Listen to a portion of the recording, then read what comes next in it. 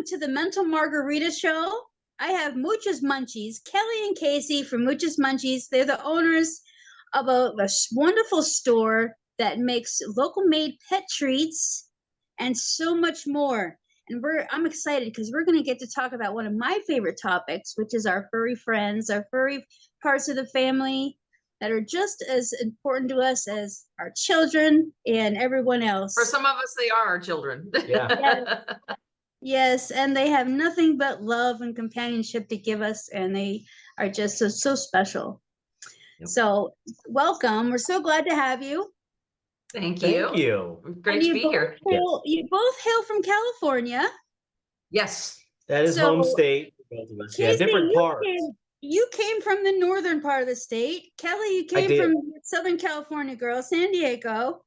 Yeah. Somehow you two met in the middle at a wedding on the Queen Mary. So let's hear about that. But this is fun. It's been years since I've been on the Queen Mary. So tell us about this experience that brought you two together. Well, I'm going to let you start with this. Actually, you need to start because you ran into Ginger first. Okay. So when I was in high school, of course, I was involved in a lot of theater. Kelly and I are both theater people. So we have a mutual friend. Her name is Ginger Pauley. And Ginger and I went to school together, went to high school together, did theater and film stuff together. When I went after I got out of the military, I had decided that I wanted to spend a day at Universal Studios because I love the movies. And I did that on my birthday. And I ran into Ginger there playing a character in the park. I hadn't seen her for 10 years.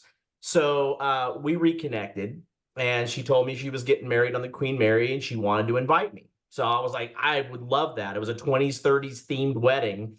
And that was my introduction to this wedding. Now it's your turn. So I worked with her there. I was in the costume shop. So when she needed her wedding dress made, she came and asked me. So I made her wedding dress, and I used to be a hairdresser also because I like to do a million different things. And so I ended up doing her hair. I was at the Queen Mary doing her hair and everything. And he ended up sitting at the table next to me. And we just hit it off and we've been together ever since.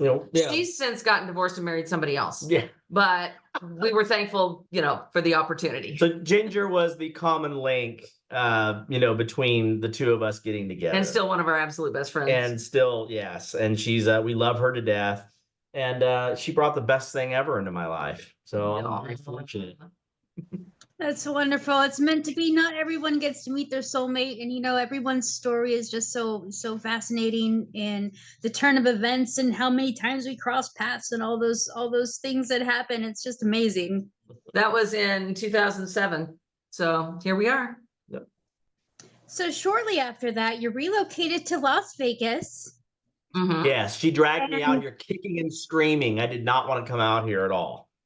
It just got too expensive out there. I mean, we still love Southern California, but it's just so expensive that, he couldn't find a job that would pay enough that would meet his needs. And I was still working at Universal. So I would travel down because he was living in my hometown, which is actually Escondido, just north of San Diego. Yeah. So I would travel down on my days off. I finished growing up in Valley Center. Oh, wow. Okay. So, yeah, you know exactly what we're talking about then.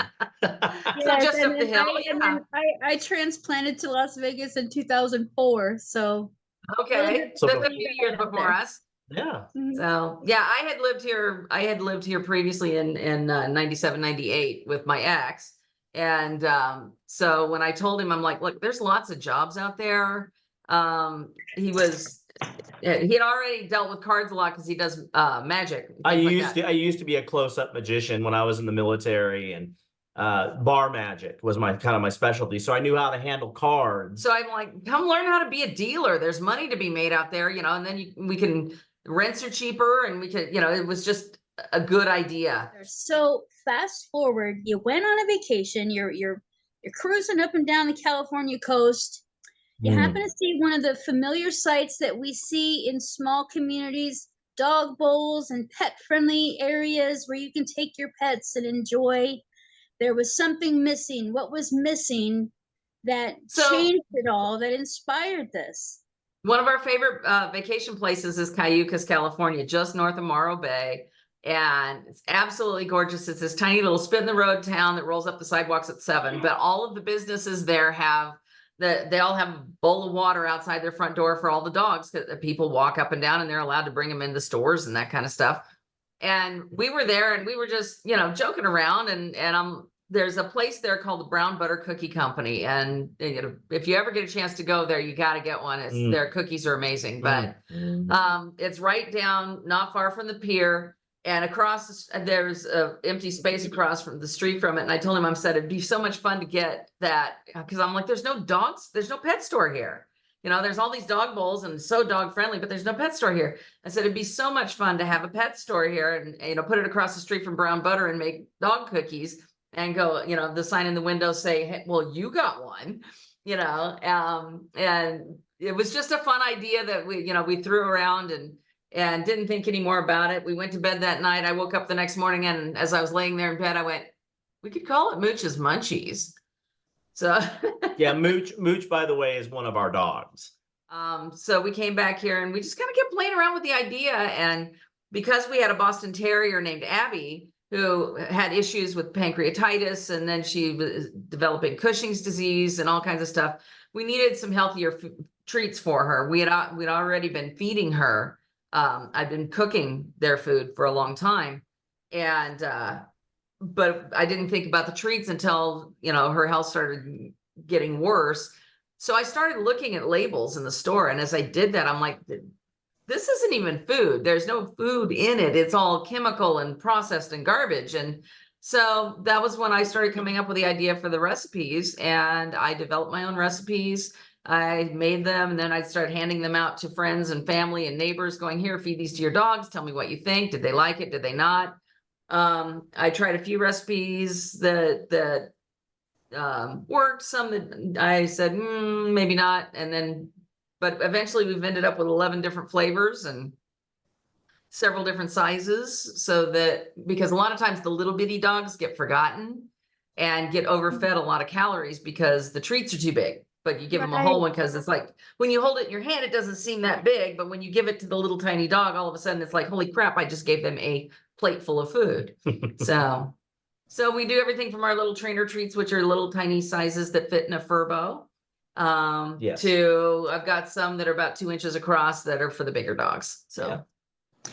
And that's good. That's good for people to hear and for the audience to understand, is portion size. The same thing with people, because just a couple pounds on a dog can really make the difference in their health, and you don't realize it. But when they're 4 pounds and all of a sudden they're 5, you think of a human body and the percentage of weight that is. Exactly. Right. That's like 20 pounds on a human. And what- so Yeah. So here you were, you put together some of your things that you were trying. They were dog tested, dog approved, find out which ones they like. And something really important to you, of course, you researched all the ingredients.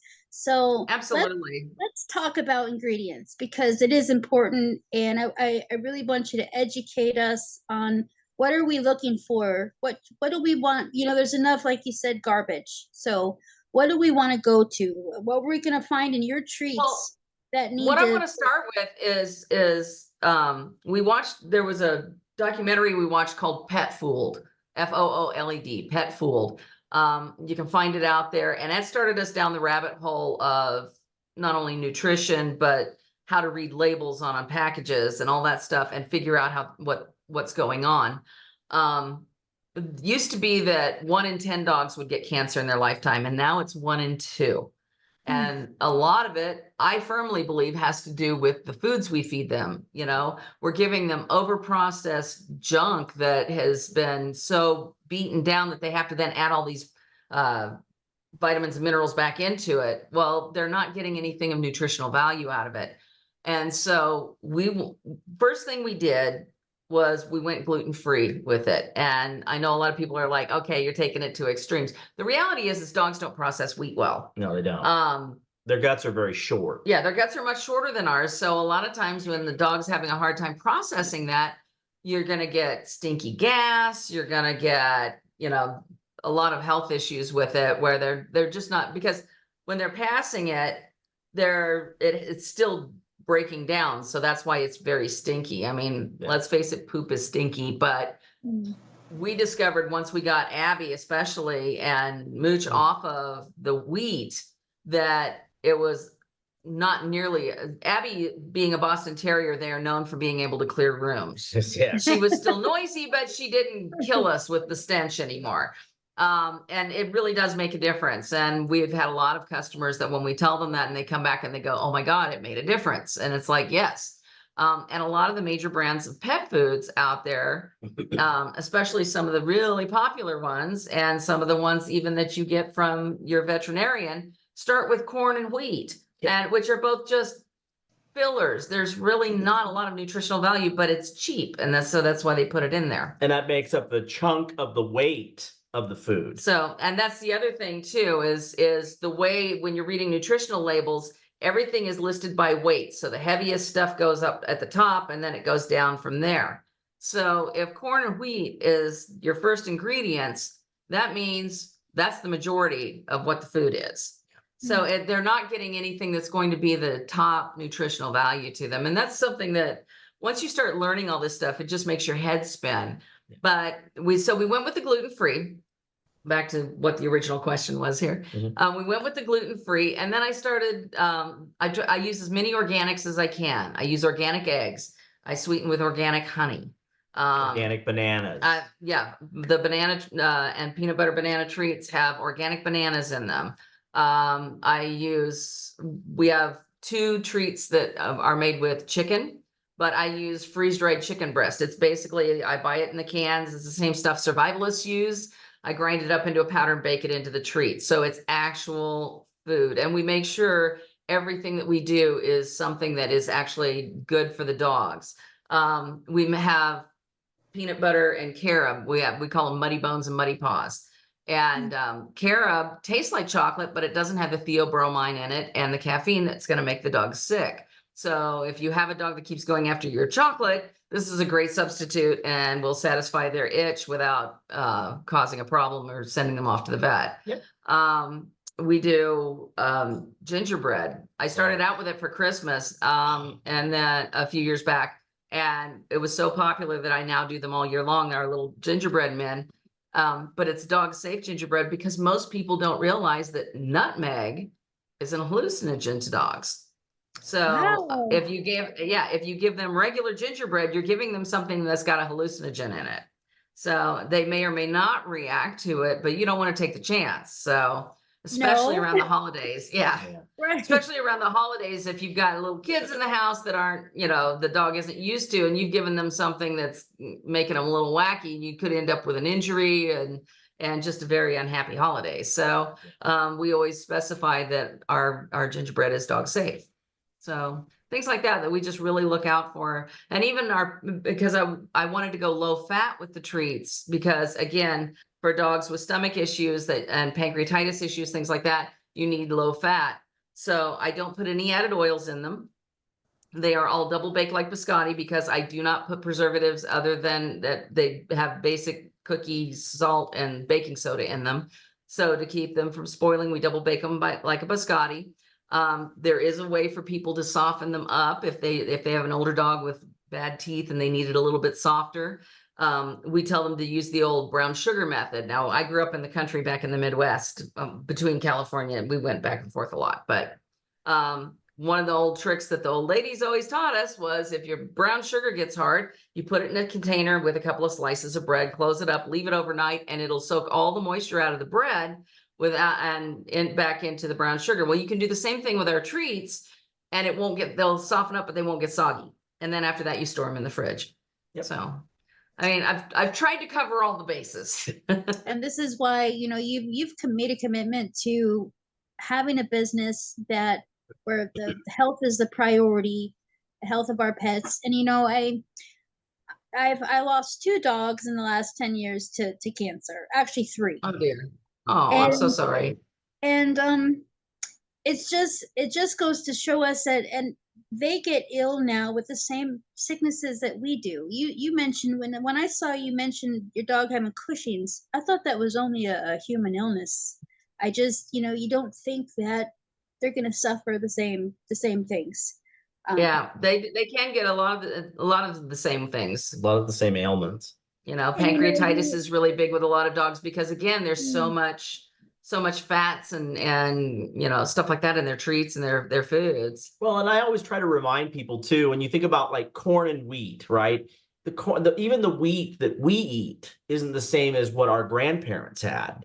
It's been not even genetically modified. right. It's not even as good for us. But I always tell people, when they say, "Oh, wheat and corn won't hurt my dog," and I said, "Well, I always ask them, have you ever seen a dog ever run through a corn or a wheat field to get their food? That's not where they're going to go to get their food."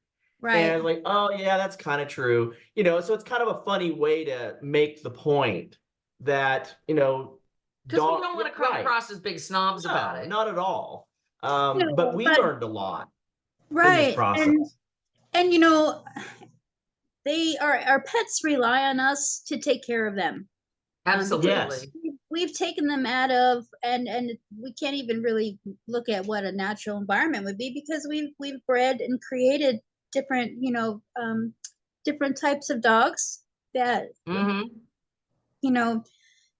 it's our responsibility to make the right choice, because they cannot. And Right. Right. And we have to be good custodians of their health. I always tell everybody too, when I'm talking about all the health, the health stuff, I'm like, please don't look at me. I recognize that I'm overweight, but I have a driver's license and a debit card and about that much willpower. So I can control what the dog eats better than I can control myself sometimes. But even I have to be careful because I get psoriasis and psoriatic arthritis. And I have found that if I eat too much wheat gluten, I break out. It trips it in me. So I get it, and it's like, we really try hard in our store, even the foods that we carry, because while we make the treats, we carry foods because we want to try to encourage people. I know not everybody's budget's different. So I know that you have to work within what you can do. So we try to offer options. We have 3 basic brands of kibble that we carry. And each offers different things, and they're different price ranges. So to try to get people, okay, if you can't afford to do a better, one of the more expensive kibbles, but we also carry cans of, it's called Against the Grain, and it's just the meat. So it's just chicken or just turkey or pork or beef or salmon, and you can add just a spoonful to their food to give them more protein. So because dogs should be eating more protein than they are carbs, it will also help keep them more active and happier and that kind of stuff. But it's crazy. I mean, even down to, we don't deal with selling cleaners or anything, but people have to be aware of even the cleaners that you use in your house. Yes, the chemicals that you put on the floor, they're closest to it. Not only are they closest to it, they lick stuff off the floor. Oh yes. Right. I always joke about the fact that I feel sorry for people that don't have dogs because they have to clean up their own messes when they spill. Oh, when I was growing up, the dog was like a statue next to my high chair and next to my chair, and then everywhere Absolutely. else, because he got a feast every time. Absolutely. They know where the smorgasbord is. Dogs are smart. They're not stupid. No, they're selectively stupid sometimes. They can be selectively, and they can be selectively intelligent too. Absolutely. When it serves their purpose. But we really when we started, we wanted to focus on treats. And there was a reason behind that. We wanted to focus on something that was nutritional but fun. And treating should be fun. And really, the idea behind treats or treating to us is trained eating. We wanted to be able to show people that if you train your puppy, especially from a young age, just like you can with children, we don't have children, but if you train your children or your pups at a young age to eat better, they will more likely make better choices later, and especially with children. But with dogs, especially, you train them to eat better, they will go for the good things first. And the fun part about our treats is we've literally had people tell us, my dogs never counter surfed before I had your stuff. Now I have to hide it because they will go and pull it off the counter. They're looking for it. Yes. Yep. And even the fun part is even our trainer treats will fit in a Furbo. Yeah, have you ever seen a Furbo, the little devices that you can put treats in and it has a camera on it? And then And- they gotta work on it to get it out of there, Well, right? actually, no, And with it's the you have a an app on your phone, and you can Okay. actually launch treats at them. and you can Oh. talk to your dogs while you're out and about during the day. You can talk to them and then launch them with some treats. So our trainer treats actually fit inside a Furbo, but they don't have that grease and stuff that'll gum up the hopper. Correct. So, you know, one of the things that I insisted on when we started making these, I'm like, I don't want us to turn into this little boutique that you have to come in and spend $30 to get a bag of treats. I Mhm. wanted everybody, I wanted to make it everyday treat and then have it be accessible to everyone. So literally we have kept our prices low. Our half-pound bag of treats sells for $9.99. And there's quite a few treats in that bag. Yeah. So, you know, unless you're feeding a ton of them or have several dogs, you know, a bag or two of treats is going to last you all month. Yeah. So, and then we do offer subscription service and that kind of stuff with a 10% discount if they order every month. So Now you also have some health products as well. You carry accessories, toys, Mhm. things like slow feed bowls, and for those folks that don't know, explain how our pets should be eating, because I grew up with lots of dogs, and it was this frenzy when it was feeding time, and in 5 minutes it was all gone. And we joke about the fact that it's the happiest 30 seconds of their day around our house. Yes. And Mooch especially, he inhales, and we joke, I'm like, the reason dogs burp is so they can taste their food. But one of the things that, you know, we tell people, because some people are like, well, my dog's a grazer, they don't really eat a lot. And I usually will tell them, with minor exceptions, that means your dog doesn't like their food. Because dogs, I mean, it's sort of like when you're on a diet and you know, okay, I have to eat this. You're not as enthusiastic about it as you are when it's something you really want. And the same goes for dogs. They really, there should be a sense of excitement about mealtime. I don't recommend keeping kibble down all the time for them to graze, because especially if you have more than one dog, you may have one that eats a lot and the other one that doesn't eat much. And so somebody's going to get overfed and somebody's going to not be eating enough. It's always important to find a food that your dog's going to like and is going to enjoy, because, you know, let's face it, they live for us and mealtime. and it's really important. There should be a sense of excitement about their eating. But if they're eating so fast that it makes them throw up, then you definitely want to get a slow bowl. And what those are is they're bowls that have ridges and different patterns in it. So the dog has to work its way around and lick or eat the stuff out of there. One of the things that we do when I put the scoop of the meat in there, you can smash that down onto the bowl a little bit, so they have to work more to get it. And that slows them down a little bit too. You'll even do custom baked things too, like with their names on it. And We do. We a few options, and this came along because we had people going, hey, do you make special occasion cakes and this and that? And while I don't do cakes, and there's a reason why, I do occasionally, like when we have an event or something like that, I'll make cupcakes, which are usually pumpkin based, and Like little little cupcakes. cupcakes, and then we give them some whipped cream with it. But for the most part, I don't bake the cakes, but because you don't want to give them a whole bunch of something that they're not used to. But if they're used to giving them if they're used to our treats, we bake a cookie in a larger form, and then it'll either say happy birthday, happy gotcha day, Merry Christmas, whatever. And then I carve their name into it, because I don't put frosting on it. Again, it's something they're not used to eating. And if you give them something like that, you can end up causing them to have an upset stomach. And the whole point is a celebration. It's not about them, not feeling well afterwards because we decided to celebrate. So we do the birthday box or holiday box. The other thing I do is we have we call them a personal pound. And that comes with 64 cookies in a bag. It's about 60 is actually a pound, but I always do extra just so that I know they got at least their pound's worth. And then you can do it for one dog. I've done it for up to 3 dogs in a bag. But we press their name into the bones. So as when the little baked bone, instead of it saying Mooches on it, like our peanut butter banana bones, the large ones have that on there. It will say their name, and then the bag is a gold foil bag, and on the bottom it'll say the dog's name, and it's their private reserve. We expanded into offering our own house-made CBD oil for dogs and cats.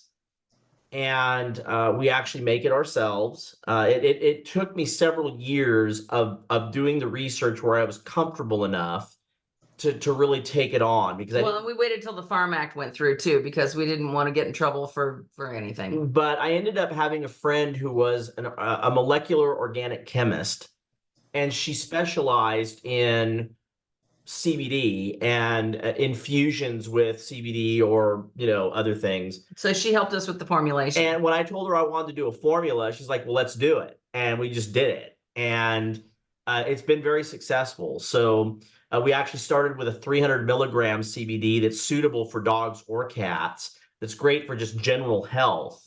And it helps with anxiety. It helps with Arthritis. And yes, arthritis, pain, that kind of stuff.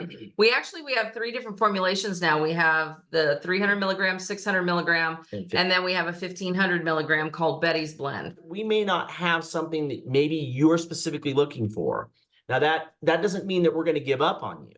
What it means is we'll either try to get it for you, or we will make sure you can find it somewhere locally. We'll help you find what you need. Correct.